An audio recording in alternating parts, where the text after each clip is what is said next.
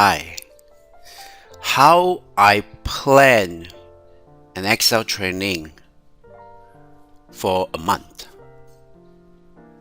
Well, I'll list out the year and the month, and then I'll list out the abbreviation of each training code. So, for example, I have Excel, I have the basic level, I have the intermediate level, and I have the advanced level. So, I first decide which day I want to put the stuff into a basic level. So let's say this is the one. So these are the basic.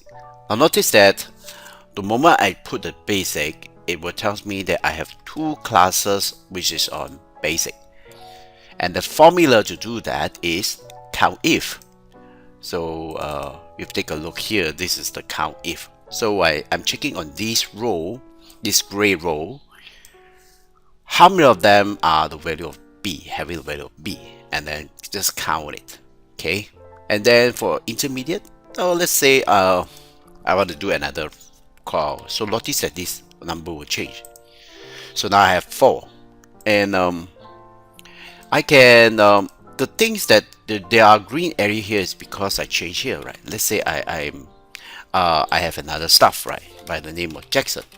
So Jason is going for basic. So now I know that, oh, these are the 3 rows, 3 days that I can choose from. Okay, so Jackson says, so maybe I'm gonna go for this one here.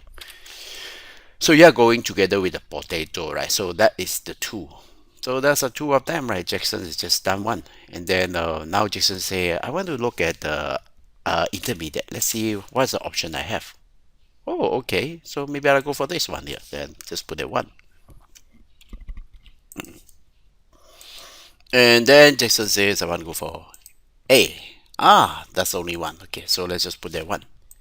So it's a very quick way for the staff to find out which role or which day they is available for them, so they can just pick their choice. So again, it's very handy and it minimizes error. Of course, the error is still possible, and also that this schedule also automatic tells you which one is the Sunday and the Saturday, so you don't put as a training manager, Mr. Tomato will no need to worry about, okay, if I set the one wrongly, right, on this day, so it's already Saturday, right, so it's not going to put there, except that there's a holiday you need to worry about, and that can also automate. So, in a nutshell, this training schedule is semi-automate because that you can now, first of all, it can help you to calculate how many basic class you have, how many intermediate, how many advanced. And the next thing is that it also highlights the let's say I have another one called, all right, Jenny, for example, Jenny, and then go for basic. So you can see that it's highlight for you. That's at the basic, and also there are numbers of stuff that is attended for this day. So you can easily add another one here if you want to, right? Just a sum function, right? Equals sum, and select this item here, and enter. So you can see that here. Double click. So the choice is yours, and see. So there are a lot of 2, 2, 2, so number of 2 classes. So now these are total packs, number of packs, total packs.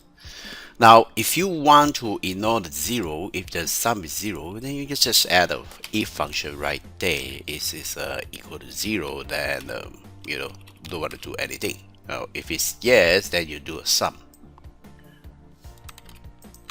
So the sum function can be very, very helpful in this case.